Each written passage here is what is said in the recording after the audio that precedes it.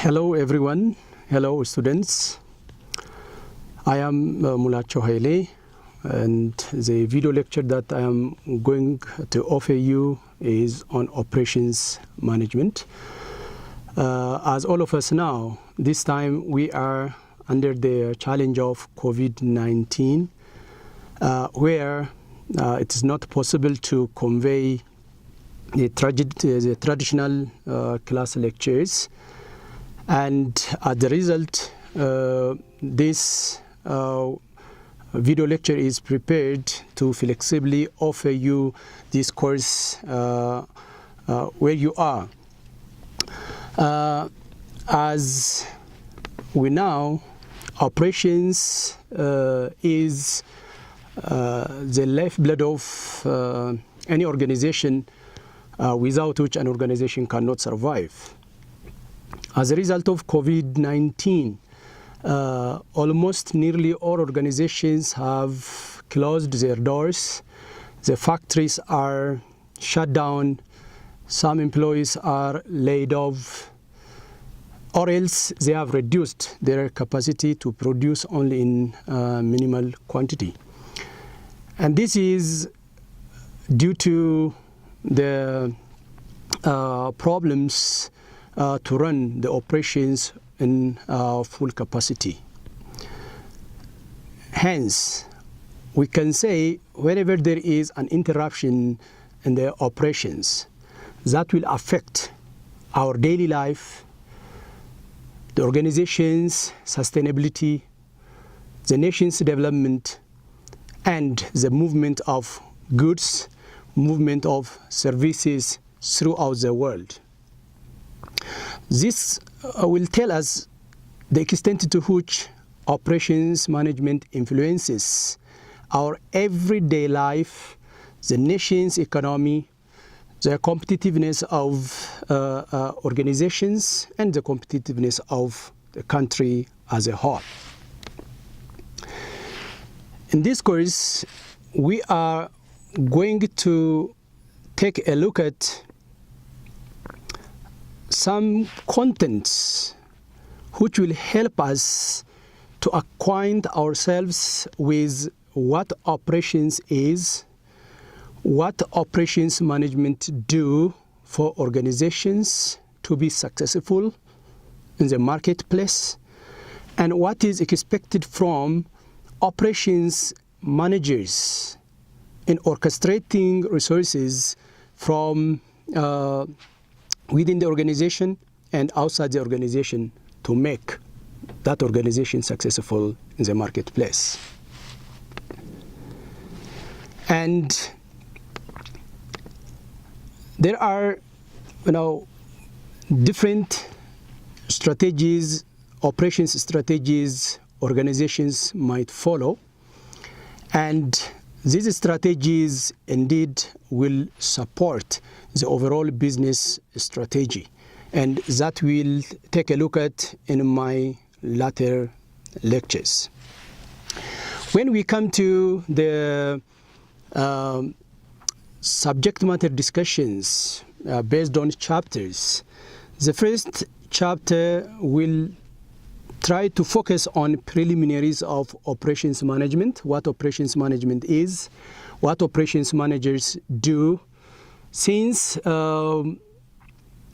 on the nature of the organization, the external environment poses various challenges.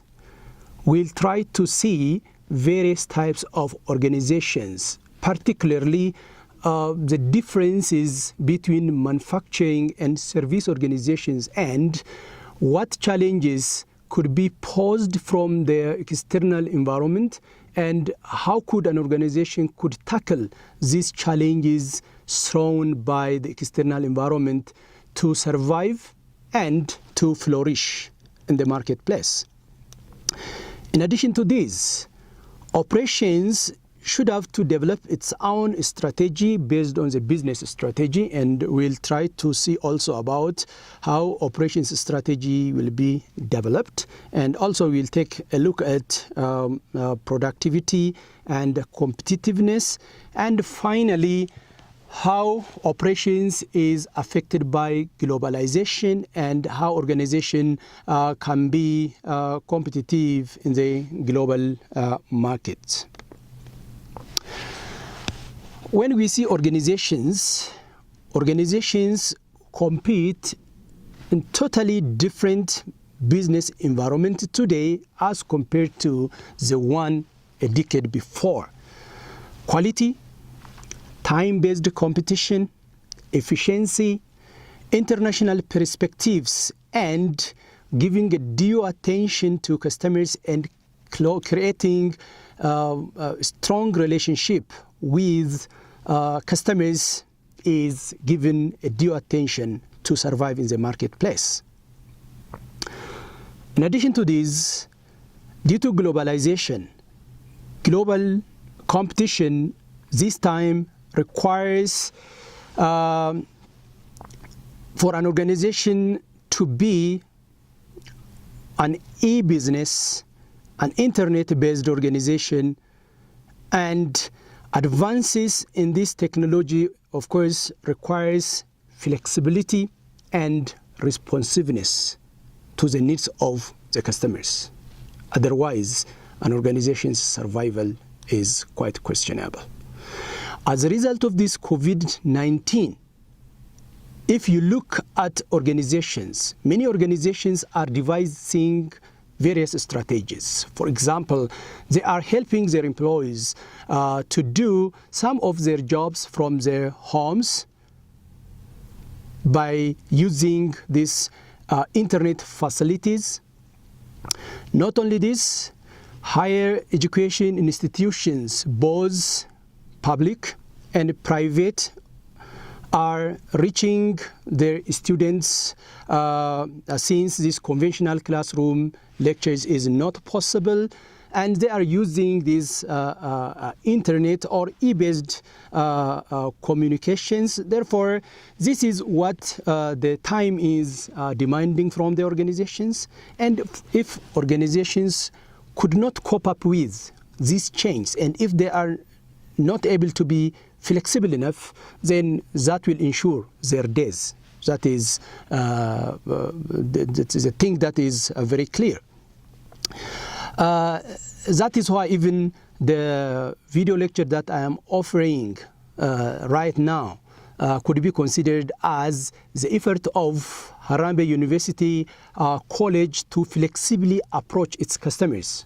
In this case, you, the students. If Harambee University College is not able to proactively respond to such situations, sooner or later, Harambee University College will be out of the business.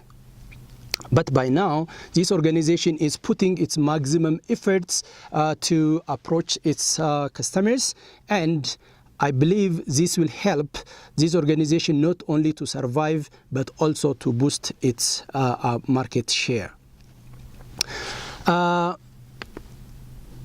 Operations as one of the functions in an organization was not given a due attention sometime before. However, for the reasons that I mentioned above, this time the new focus has made operations management to be a limelight of businesses. And without, the organizations have, known that without giving focus to operations, they cannot be successful. And as a result, these operations has become a limelight, a front line function in an organization. If that's so, what operations is? Operations can be ordinarily defined as based on their managerial functions. So since we have managerial functions to be performed, operations management will not be exceptional. And operations management is coined from these two words, operations and management. Let's briefly take a look at this separately, and later we'll bring them together. Operations is a function, or it is a system that transforms input into outputs of greater value. Here, the word greater value is very important. Unless operations creates a value of a greater amount, when the output's value is not greater than that of an input, that will lead an organization to fail. That is why it has been said operations is responsible in creating a value which is of greater amount. And here we can see operations to be considered as a transformation process. So inputs of various types will be injected into the system, and it will be transformed into an output, and that output could be in the form of a physical product or in the form of a service. When we come to the management aspect, management is, as all of us now, from the prerequisite courses, we can say management is getting things done through others. So the one who is at that managerial position may not be required to do the task by himself or herself, but the coordination, the motivation, getting the effort of the others to get those things done can be considered as a management. Or else, it can be considered as performing their managerial functions, like the planning, the organizing, the leading, the controlling functions. When we bring these two together, operations management can be considered as the design, the operation, and the improvement of productive systems that is responsible for producing goods and or services. When we see the scope of operations management, you can find operations in any of the organization, whether that organization is manufacturing or service organization, whether it is for-profit or not for-profit organization. You can find it everywhere. A small, big organization. You see? Indeed, the activities that are to be performed by the operations management might vary. However, you can find it everywhere.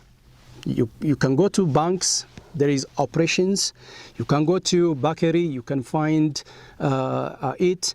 And even in the universities, this is what we are doing right now is even considered as operations, because we are producing a product. These video lectures, this also can be considered as operations. So with regard to operations, the scope is very wider, whether it is even including in religious organizations. Hence, operations manager perform varieties of tasks in many different types of business organizations or non-business organizations. Hence, this operations management is responsible for orchestrating all resources needed to produce a final product. That resource could be found in various departments with various functional units, or it might require the coordination of various functional units, or else even it might require to go beyond the premises of the organization, because you might be required to deal with the parties in the supply chain. As a result, operations managers are considered as realistic, improvement people, hard-nosed, make it to work people, get it done, and the planners, coordinators, and negotiators. These are some of the activities which are expected of the operations managers. When we take a look at an organization, within an organization, there are many functional areas or many functional units, but of these functional units, there are three major functional units through which organization is managed. These three major functions through which an organization is managed are finance, marketing, and operations management. Each of them do have, indeed, their own activities where operations can be considered as the center or as the nucleus. Marketing, as all of us know, will create sales for the goods and services produced by the operations department, and finance will make the capital, the assets that is required for the operations of the activities in an organization. And if you see the marketing is selling goods and services by creating a demand for the product, and indeed ultimately by satisfying customers. But marketing never produces products. And at the same time, the finance department generates raises funds, but it's not the finance department which uses these funds. Rather, it will be made available for different equipment, technologies, materials, information, and so on, that is to be used by operations department to produce the products or services that are needed in the marketplace. And from this, we can say operations is as a center. But that doesn't mean that operations management is only hooked with these two departments. No. Operations department being as a center, there are various functional units like accounting, engineering, human resources, and so on. So all these departments should have to move in the same direction, pointing their heads toward the goal set by the organization. As we have said, marketing department is not fully capable of meeting customer needs if they do not understand what operations can produce. On the other hand, finance department cannot judge how much capital investment is needed unless it understands the operations concepts and operations needs. On the other hand, information systems enable the flow of information throughout the organization. Human resources are responsible to make available both in quantity and in quality the human resources needed. Accounting department should have to capture various information. It has to record the inventories. It has to record the capacity information. It has to set the labor standards and so on.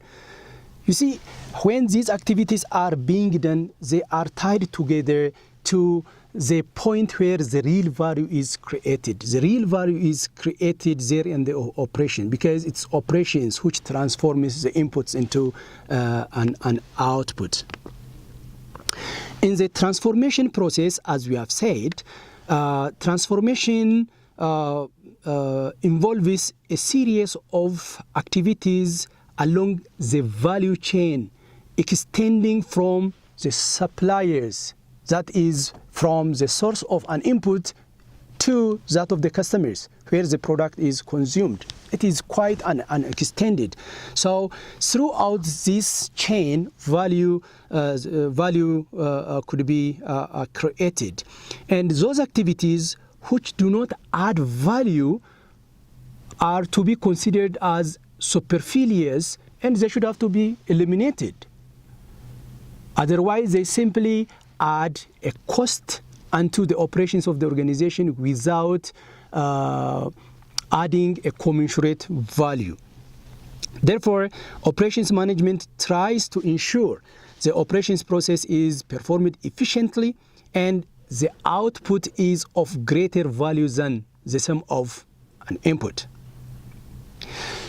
That is why we say operations is concerned with value added and this value added is the net difference and the net increase between the final value of an output, that is the price, and the value of all inputs come together, that is the cost. Hence, the greater the value added, the more productive the business is. This transformation process, as we have said earlier, it has an input. That input could be the human resources, the materials, the facilities, the processes, technologies, and so on. This will be injected into the system, and within the system there will be combination of the various technologies, the skills, the knowledge of human resources, processes, and so on to create an output. And once the output in the form of goods and service is produced, then there comes a feedback in the network, in the flow of information, and that goes back again to make necessary correction if there is any thing that is missing. Not only this, also there will be an information flow throughout that transformation process, and when there is a certain gap within the transformation, then that information will be used as an input to make an improvement. And there are various types of transformation. Physical transformation could be there. For example, when we produce a leather jacket or this table or chair, whatsoever the items that you can see around physically, then there might be a physical increase or a decrease in the size of the items, and that could be considered as a physical transformation. Locational transformation, it could be a passenger, or it could be luggage, or it could be a certain item to be transported. You can take Ethiopian Airlines, and this Ethiopian Airlines can give this service by moving items from Bole Airport, for example, to Dubai, let me say. So locational transformation has taken place. Or else it could be physiological. A person might get sick and might visit to their physician. Therefore, various transformation will take place there. He might visit to the physician might make some examination, some specimen might be taken, and so on. And the person might get back to his or her original health, and that can be considered as physiological transformation. There are also psychological transformations. You can take the case of entertainment, information, because information can be conveyed. Like, for example, what we are doing right now, we are conveying this information to you, and where you will be mentally transformed. And whatsoever it is, the value added through this transformation process should be greater than that of the inputs. While it is doing so, operations must be quite efficient. And when we talk about efficiency, it is about being able to perform activities well and with the lowest possible cost. And this efficiency will help an organization to increase competitiveness of the organization, because that organization might get market share as a result of making its product at a lower price. Having said this much, you might wonder, why should we study operations management? Why for? There are some reasons to study about operations management. One of the reasons is, as we have said, we raised the three major organizational functions through which organizations are managed, and operations is one of these three major functions. Therefore, it is one of the area which is the limelight, which is the one which gets attention of the management. Therefore, we need to know about operations management. And also, we might be quite curious about how goods and services are being produced. You see, it might be very easy, for example, for this cell phone, when it is in my hand, it might seem very easy, but when we go to the production facility, you might find very complicated systems, and you might be very curious the processes through which this product passes through, the clothes that you wear, the food you eat. All these will pass through processes, and sometimes it is quite interesting to see these processes. And that is why we also study about that. In addition to this, you might have an interest to assume a position of operations manager. To be operations manager, you may not necessarily be a technical person unless it is for some manufacturing organizations. Still, it is possible to be an operation manager. So if you want to be an operation manager, then you might want to know what is expected of operation manager. So this course will help you acquainting you with what knowledge, what skills is needed by operations manager if you happen to assume operations manager position in your future career. And the last point, which is very important, is that operations can be considered as the costly part of the organization. It is the costliest of all. The majority of the revenue generated by an organization goes to the operations, because operations is responsible for conversion. To convert that, operations require raw materials. Raw materials need to be acquired in huge amount. Not only that, it requires the acquisition of machineries. Not only that, in any part of the organization, you cannot find as many labor force as in operation department. So all this will count to the huge amount of cost. So if you want to improve, if you want to reduce, if you want to increase your efficiency, where you should first run is the operations. Because only a smaller improvement in an operations might bring about a significant jump in the profitability of an organization. Okay, so you need to now how to approach these operations activities if you want to make some improvements. And indeed, this could have been assisted with some numerical calculations, but this may not be possible right now. You can read your PPTs for this. Then, what do operations managers do? Operations managers are responsible for some 10 decision areas. Indeed, as any other manager, all managers, operations managers, perform the managerial functions that I mentioned earlier, but they are responsible for these 10 decision areas. The first one is they are responsible for service and product design. They need to engage in the design of products and services based on the needs of the customers. And when you design, indeed, you need to approach the marketing department, because marketing department is more closer to the customers than you are.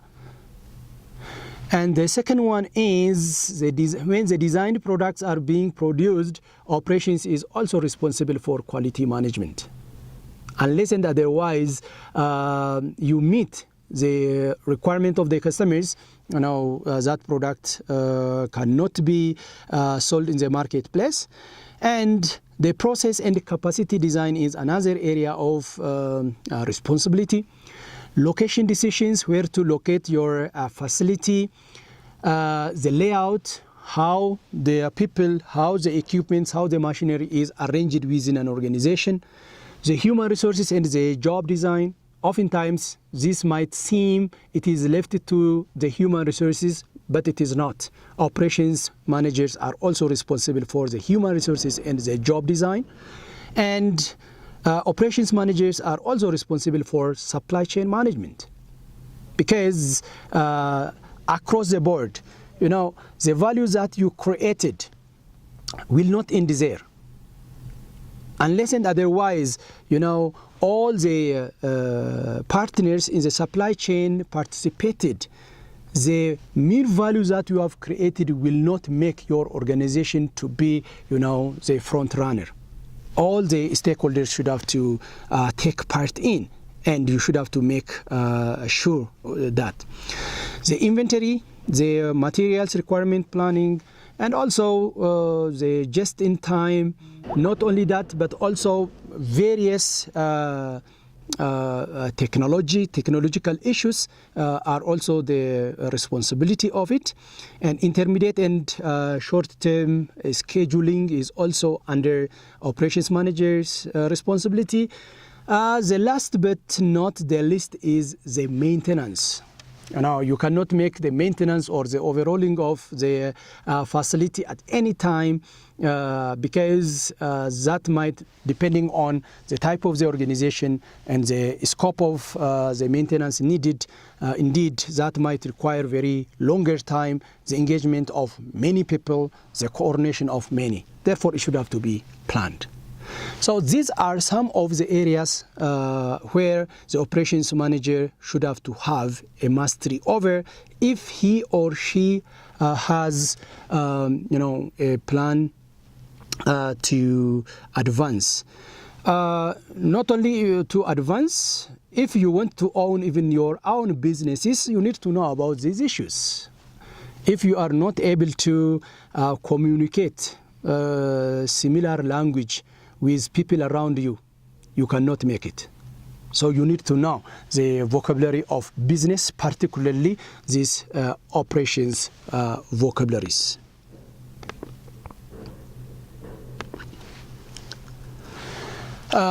We raised about the types of organizations, and we said that though we have various types of organizations, broadly we can categorize them as manufacturing and service organizations. When we classify manufacturing organizations as manufacturing and service organizations, indeed, just for the sake of convenience, we use two types of, or we use two dimensions, and the degree of tangibility and the degree of customer contact. Organizations like manufacturing organizations, we might assume they produce physical goods. And on the other hand, services, organizations which are engaged in services might perform certain activities. They'll provide a combination of the time, location, form, or psychological values. But in true sense, you see, these organizations will not only engage in the specific areas they are in. Service organizations are not only service delivering organizations, or manufacturing organizations are not only physical product producing organizations. Rather, there will be a mix. But based on these two dimensions, let us see the difference. So, based on the degree of tangibility and degree of customer contact, organizations can be manufacturing and service organizations. In one extreme, we have manufacturing organizations. In the other extreme, we have purely of service organizations. But most organizations are on the continuum between these extreme manufacturing and extreme service organizations.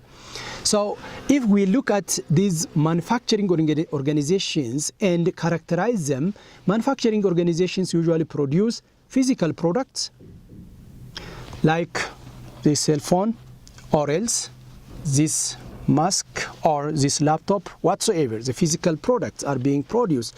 And the products that can be produced by such organizations are inventoried, or they can be inventoried. If the demand do not materialize very soon, you can inventory that item for the latter period. So it is possible to inventory it. But when we come to service organizations, the products are intangible. Both the production and the consumptions will take simultaneously, and as a result, you cannot inventory the services.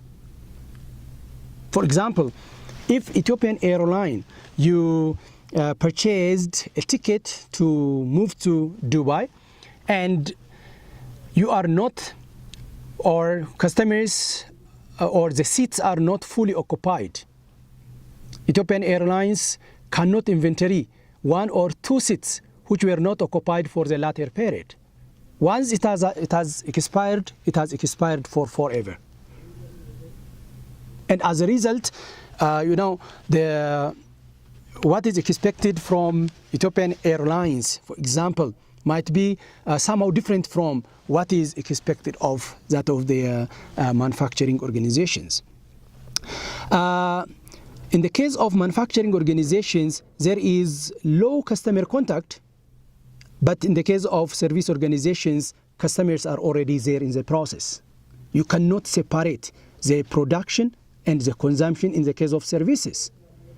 For example, if I want to get my hair cut, I cannot give a call to one of my friends and will say, hey, my friend, please get my hair cut since I am too busy today and I cannot go there to the barber shop.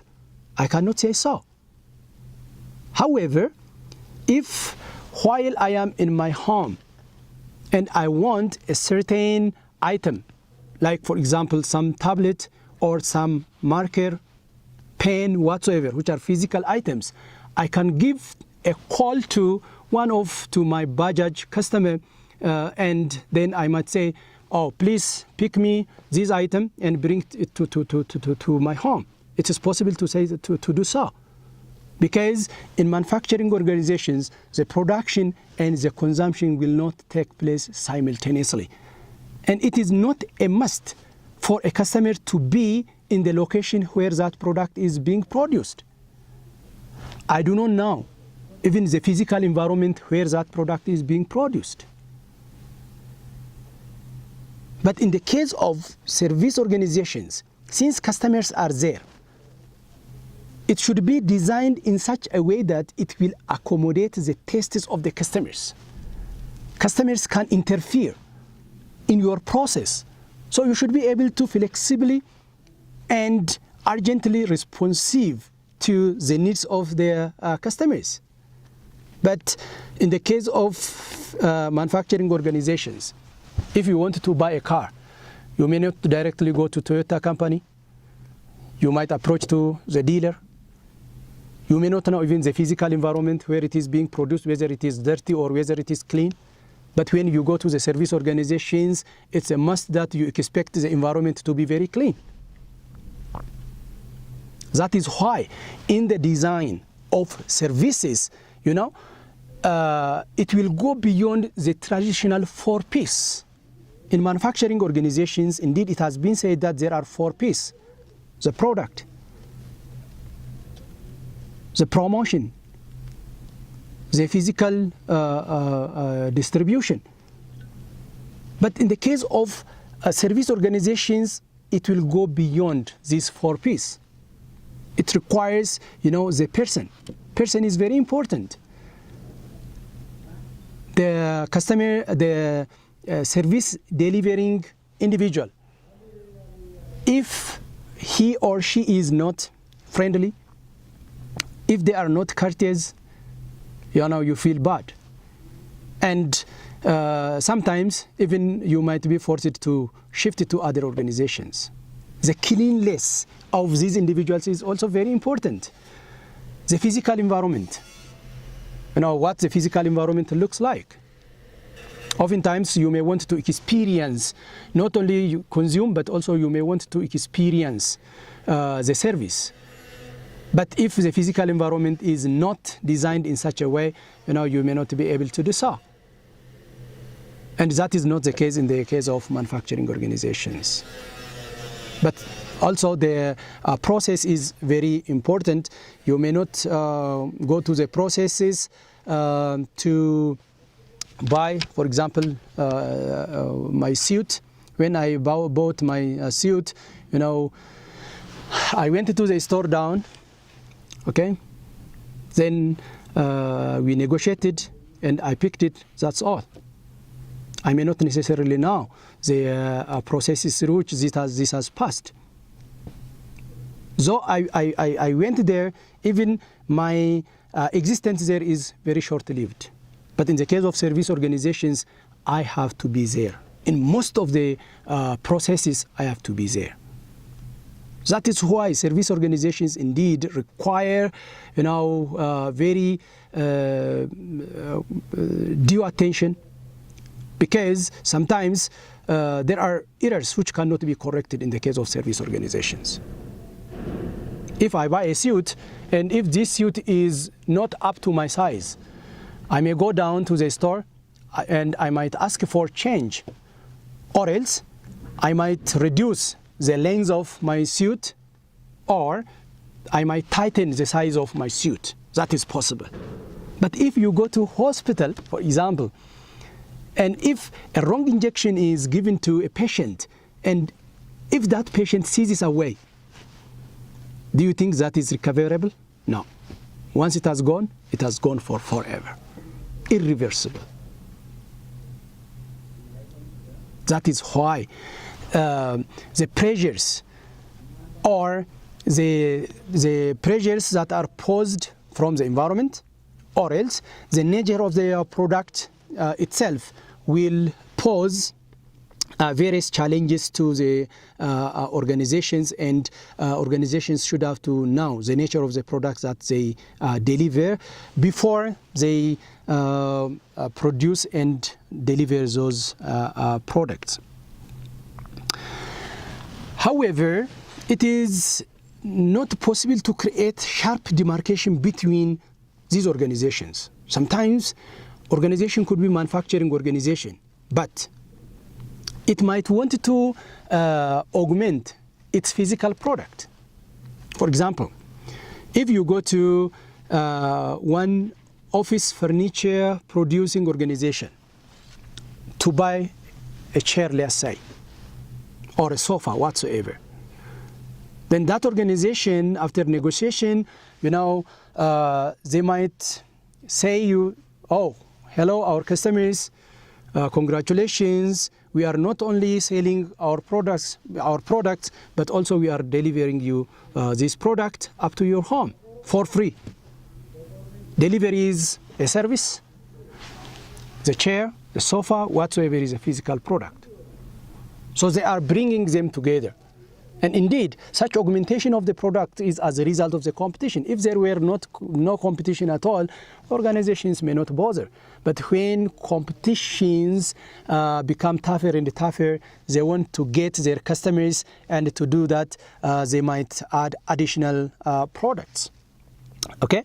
Therefore, we cannot create sharp demarcation. And even today, indeed, if you want to do so, customers' requirements are, becoming tougher and tougher, and you are expected to fulfill those requirements. And on the other hand, some organizations, though they are service organizations, they act or they behave as if they are manufacturing organizations. For example, you can take banks, and banks are service organizations. But though banks are service organizations, you can take, for example, automatic teller machines. Automatic teller machines are capital intensive, which is the nature of manufacturing organization. However, there is no physical contact between a customer and employees of the organization. No physical contact at all, which is a characteristic of manufacturing organizations. So there is a sort of, some mix-up which breaks down the boundary. You can also take automated car washes, where that might not require any the existence of any person. Rather, you by yourselves get the car wash by going to the station. And such organizations are said to be quasi-manufacturing organizations. And you need to know where to bring about such improvements, where to bring about such additions. When we see the importance of these manufacturing and service organizations to the economy, indeed, these developing countries are shifting from manufacturing to service organizations, but developing countries are indeed, in order to develop their economies, they need to focus on manufacturing organizations and then move to service organizations. But these developed countries are even shifting their production facilities to developing countries, as these manufacturing organizations manufacturing activities can easily be outsourced. But these developed countries are focusing more on services than on manufacturing. But if we see our country's case, for example, service organizations do have more contributions than manufacturing, and manufacturing is weaker. And you can see the impact. Since manufacturing is weaker and service organizations are developing more muscles, our economy is not fast to move ahead. And therefore, the government should have to motivate private organizations, either just as an independent, or else by partnership, to engage more in manufacturing activities. Since this will contribute more to the economies, this will help the country to hire more employees, and it will reduce the employment very significantly. There are some reasons for these manufacturing jobs to decline worldwide, especially in developed countries. One of the reasons is that manufacturing organizations are always trying to look for more productive ways of producing goods. There is a possibility for outsourcing these manufacturing activities. Even there are many organizations here in Ethiopia, they are outsourcing these manufacturing activities to outside, for example, to China. Okay, so the jobs are transferred to China, for example. The experience, the learnings are also transferred to China. At least at the economic level where we are right now, these are very important for us. And as a result, these manufacturing jobs are reducing as a result of this. In addition to these, you see most of these manufacturing jobs are substituted by machines like robotics. Even in the future, there might be a war between human beings and these machines because, of course, it has already started in some developed countries, because in hotels, you see most of the tasks, most of the activities have been substituted by robots. In many manufacturing organizations, they have been substituted. Of course, from rational point of view, from organizations' point of view, that's good, because they are more efficient than the human beings. The error rates are significantly reduced. The numbers to be produced is very high. And robotics will not complain. Robotics will not ask you for insurance. Robotics will not ask you for an increment in salary, for fringe benefits, and so on. And not only that, 10 persons effort can be substituted by a single machine. And as a result, these manufacturing jobs have been significantly reducing worldwide. But in our case, since we do have cheap labor under quotation. We need to work there very significantly by attracting many investors, which outsources manufacturing activity to our economy. You see, we are not ready. It is only an economy which is ready, which can benefit from the opportunity. If we are not ready, we will not be able to. Many contracts will come to our country, but we are not ready. For example, in capacity, we may not be able to produce the demanded amount. We may not be able to produce the demanded quality for various reasons. So we cannot use the opportunity. We cannot benefit from that. So the government indeed should have to work in supporting these manufacturing organizations to capacitate them. There are key issues for today's business operations. The first one is economic condition and trade war. This is what is happening throughout the world. Since we are in the supply chain, we cannot compete as an individual organization, rather as a supply chain. What has happened to China today as a result of the trade war between America and China, it is affecting us. So how to go out of this economic meltdown? The other one is innovation, finding new or improved products to the services. Sometimes a new product today might be outdated tomorrow. So always we keep on inventing. We keep on innovating. What is new today? No guarantee it will continue to be new for tomorrow.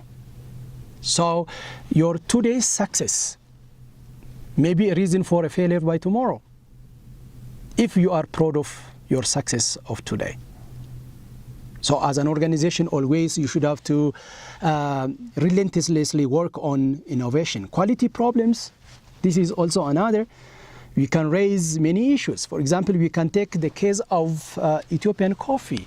There were adulterations of the coffee from coffee exporters, and as a result, there was a time that Japan as a country even halted to import our coffee.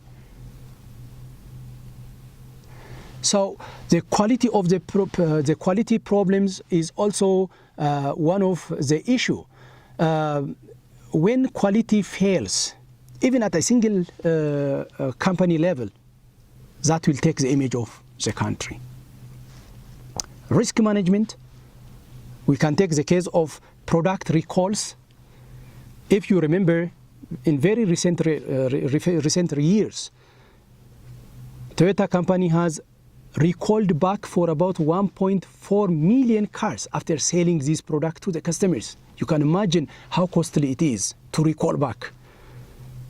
This is not only for Toyota company, but for many organizations. They produce, they sell it, and then they recall it back. How difficult it is, you can imagine. Oil spillovers, just the recent case, you can take the case of the oil spills in Russia, which might take for about 10 years. You can imagine the impact on the environment, the impact on rivers as a result of the operations. Also, you can take the case of competition in global economy. Yeah, globalization has brought about all countries, no insulation at all. Now, you can go anywhere, you can sell your products, but this is only possible if and only if you do have, very strong muscle. You can take the case of China and India effect. China is moving vibrantly. Recently, you might have heard about, the American president.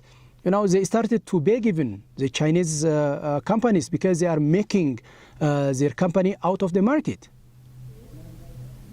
In the softwares, in the networking, Indian companies are doing a lot internationally.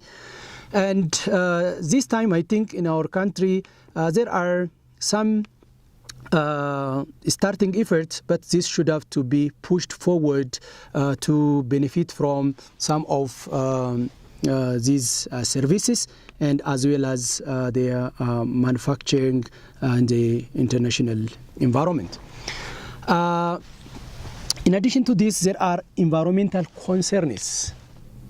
As a result of your operations, your environment might be significantly affected. There is what we call carbon footprint. Carbon footprint is the amount of carbon dioxide that is generated by the operations of and the supply chains that is generated as a result of the process.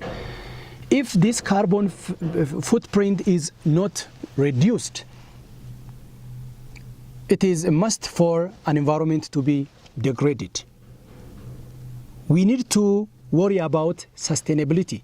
Sustainability is about the ability of an organization to produce products without affecting the ability of the future generation to meet demand. Today, there are grabbings here and there. At a national level, recently, if you remember, the United States of American President Trump, he is out of these deals about the reduction of carbon dioxide. He publicly said that America first. If we do so, our economy will be significantly affected. But so nations should have to devise ways not to harm ecological systems that support both the current and the future human existence. Many organizations discharge their wastes to the environment, to the rivers, which sometimes totally distract the ecosystem at all. You see, many companies move to the areas where such environmental protection is very loose. And many organizations are quite hesitant to engage themselves in such practices because they consider this as a cost. But it is quite recommended that if they harm their environment, they are harming themselves, at least in the future. If they harm the community, they cannot live sustainably in the future. The society will not accept them as their own business, as their own property. Therefore, organizations indeed should have to protect the environment too. This is a very great deal of a concern in the environment today. You can take the case of Hawassa Industrial Park, whom do have very nice experiences.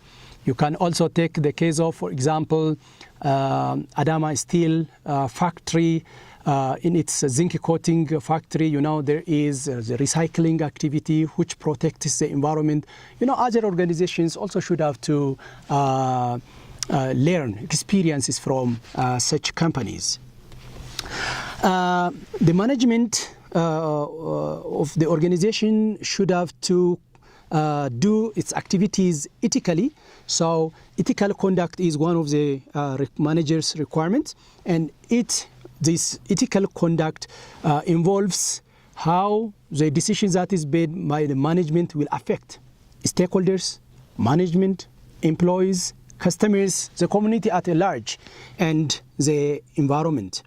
So indeed, meeting the demand of all the stakeholders may not be possible, may not always be possible, but that should be a goal. Optimum doesn't necessarily mean that something that is achievable, but always your goal should have to be that optimum. You should have to strive to achieve that optimum, or else meeting the demands of these stakeholders. And some of the ethical issues include the workers' safety. And many of the organizations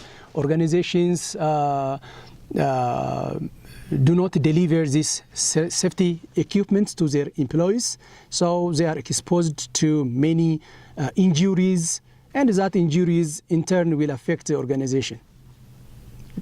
No doubt at all. In addition to this, the product safety is another. That is providing products that minimize the risk of injury to the user or damage to the property or to the environment. You can take the case of Boeing MAX 737 case, and as a result of this safety, almost this MAX 737 crafts have been downed. They are grounded, and you can imagine the loss, not the financial loss, but also the loss of good image, which will be very difficult to build. It might take, a decade to build, years to build your image, but it will take only one incident to tear it down. Organizations should have to take care for that. You can also take the case of taking care of the community and the environment. This is another. And hiring and firing of employees. Sometimes you might enter into false pretenses, that is promising a long-term job when that is not what it is intended.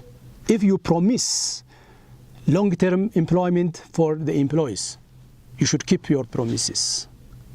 If it is only just as a sort of pretension, that does not work out. Closing of the facility is also related.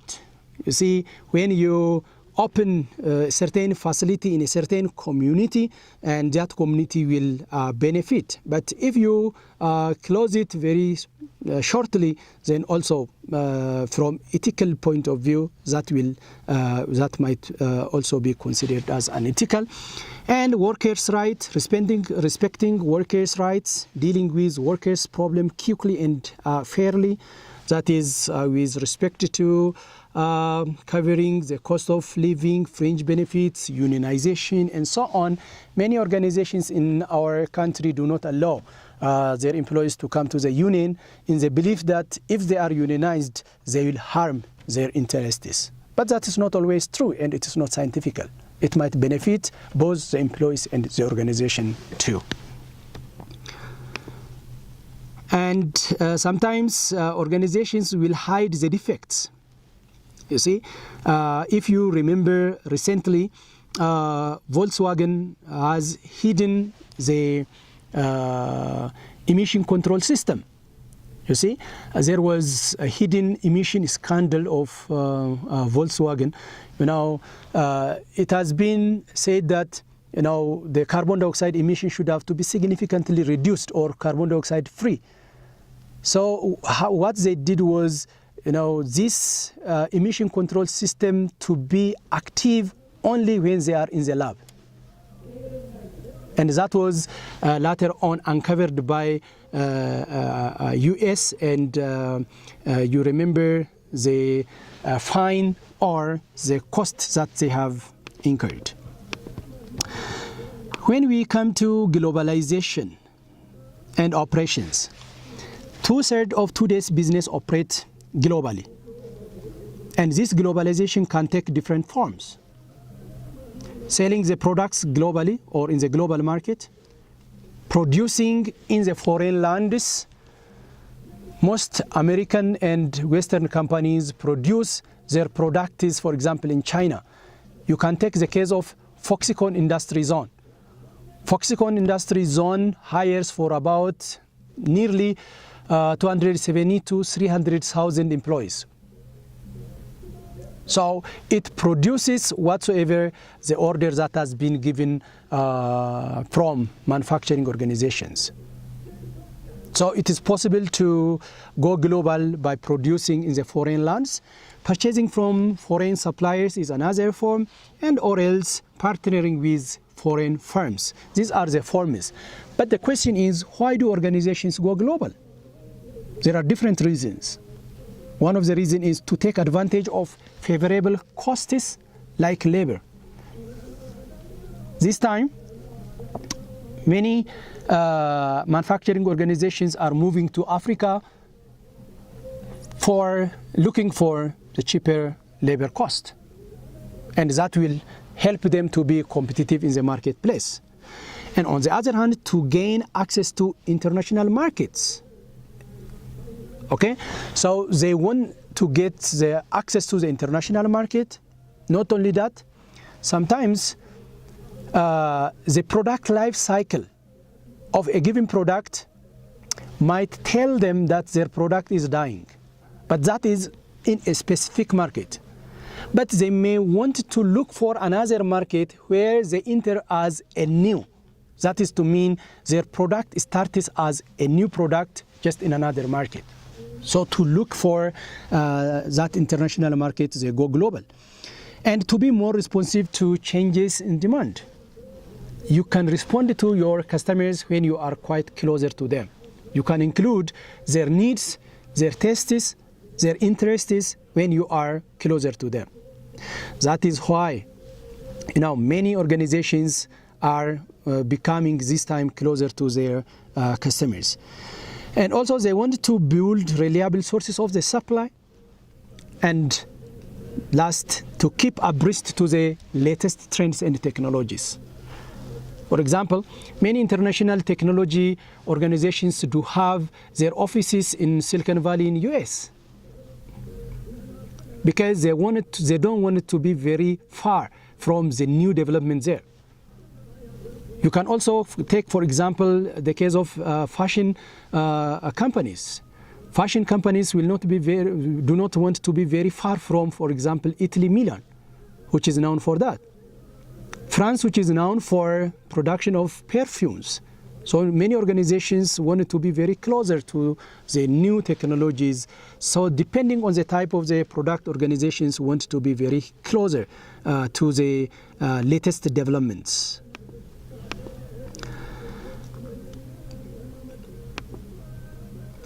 And this globalization has brought about, one product to be produced by many countries, not only one country. For example, you can take the case of Boeing.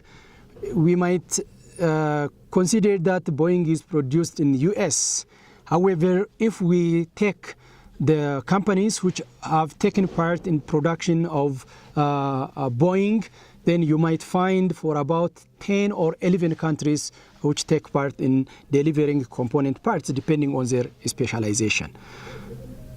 So organizations cannot be specialists in all areas. So you need to know who can do better than a given organization. So you can approach to those organizations which have specialized, and you can focus to the area where you are good at. And then you can outsource others to the local or international organizations.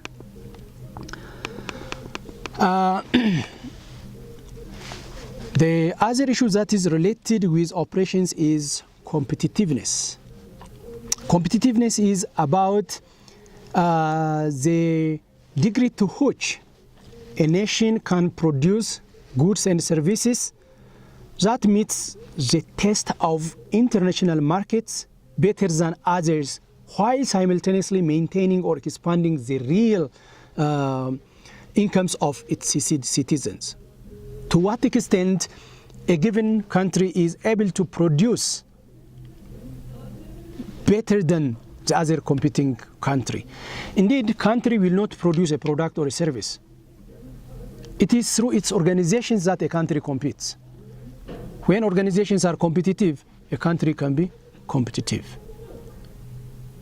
So, World Bank oftentimes releases its report on yearly basis.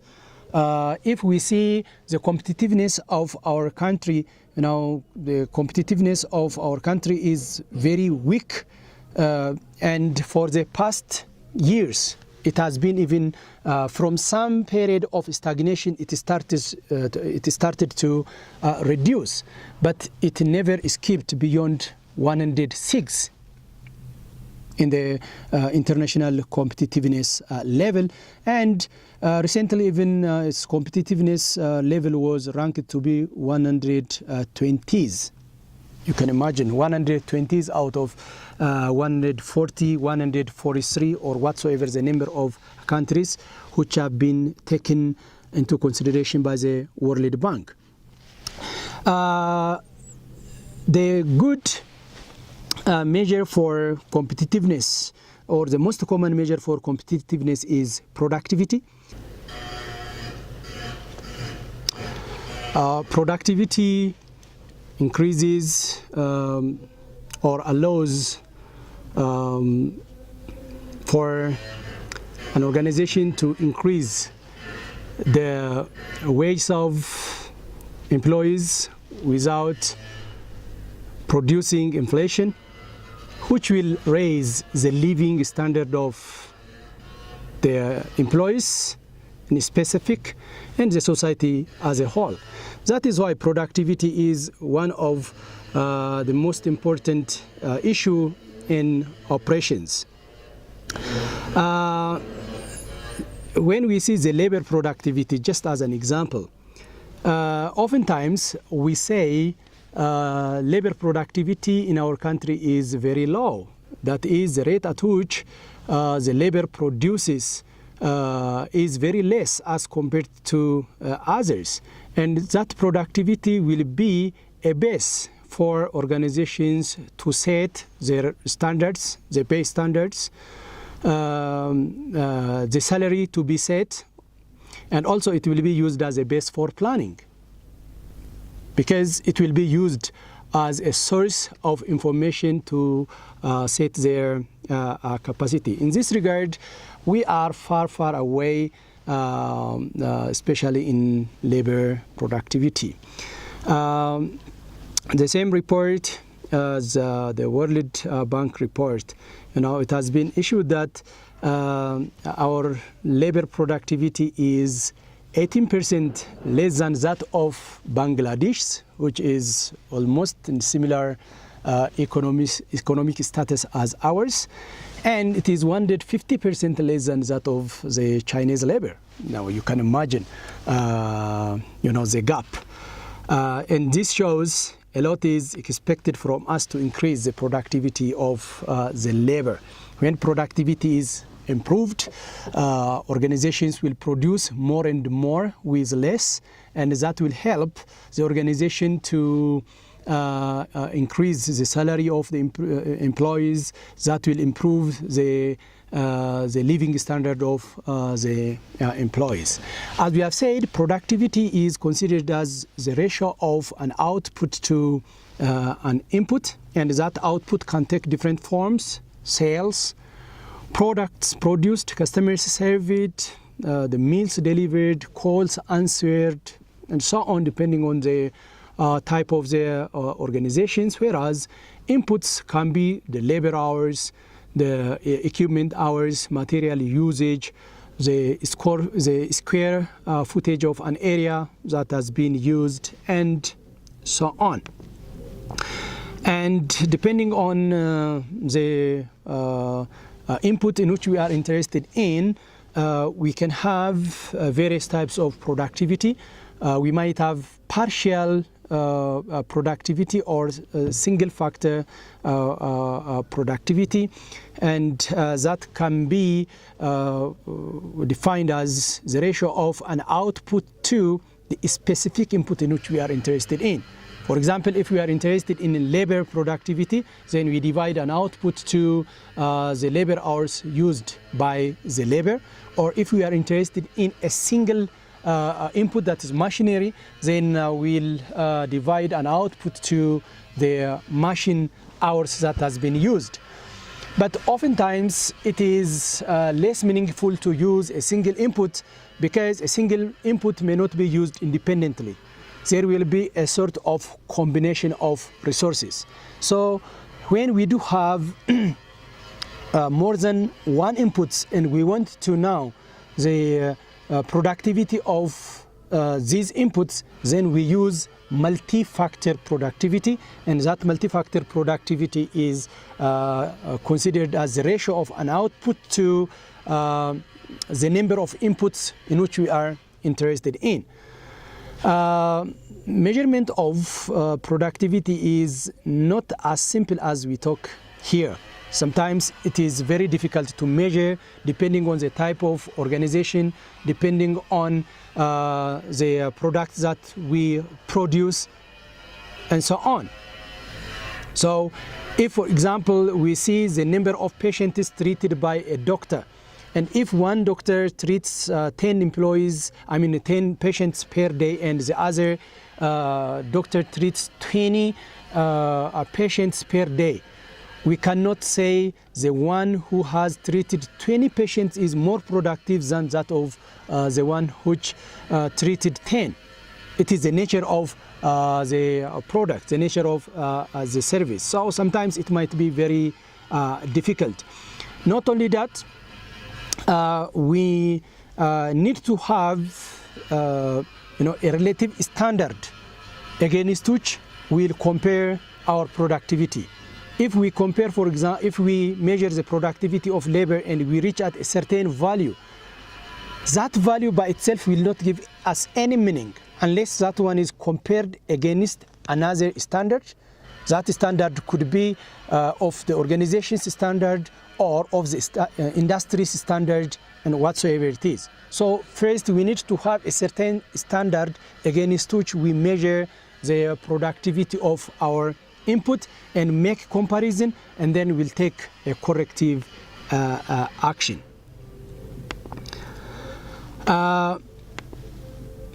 We have three productivity variables: labor, capital, and management, and of which management will contribute for about the significant portion to the productivity.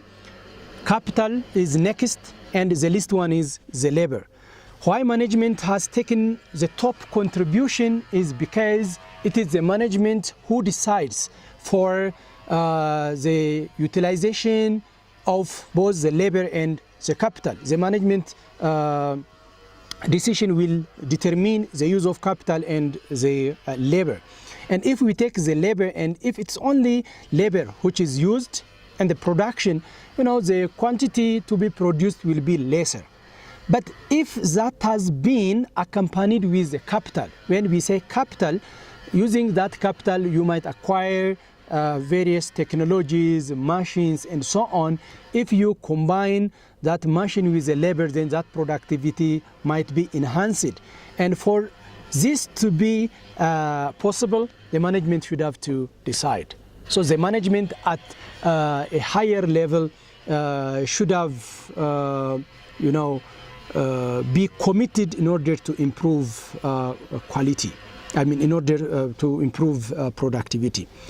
When we see the productivity of labor, we might consider it to be somehow simple, but management should have to set aside significant amount of budget to educate the labor force.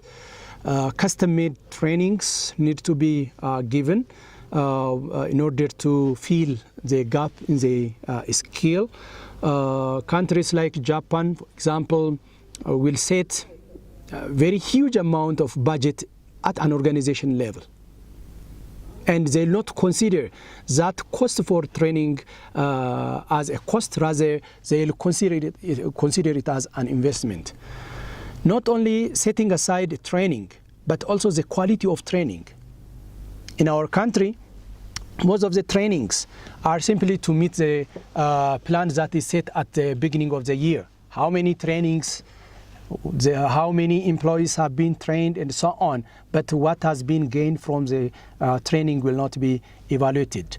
Just, oftentimes it has been said, we have planned 4 trainings to be offered, and 4 trainings has been already offered, 100% accomplished.